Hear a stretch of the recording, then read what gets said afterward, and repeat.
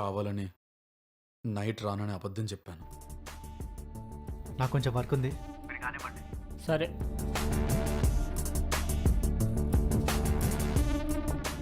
Sofa దగ్గరికి రాగానే నేను నీకు ఇచ్చిన పర్ఫ్యూమ్ స్మెల్ వచ్చింది. అప్పుడే నువ్వు ఇక్కడ ఉన్నావని కన్ఫర్మ్ చేసుకున్నా. రే కిరణ్, నేను నీ ఫ్రెండ్ రా. ఇలా ఎలా రా అసలు? సారీ కిరణ్. ఇందులో నీ తప్పేం లేదు. తప్పంతా నాదే. పెళ్ళికి ముందు నీకు ఇష్టం ఉందో లేదో అడగకుండా చేసుకున్నాగా, తప్పు నాదే. మొగుడుండగా వేరే మగాడితో తిరగడానికి ధైర్యం వస్తుంది, కానీ ఇంట్లో వాళ్ళని నొప్పించి ప్రేమించిన వాడిని పెళ్లి చేసుకోవడానికి మాత్రం ధైర్యం రాదు.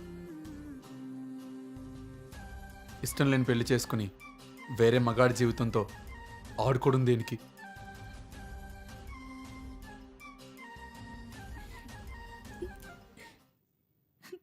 ఐఎమ్ సారీ కిరణ్, తప్పైపోయింది, క్షమించు. ఇలా ఇలా ఇంకెప్పుడు అవ్వదు. ప్రాణమైన నమ్మకమైన ఒక్కసారి పోతే మళ్ళీ తిరిగి రావు.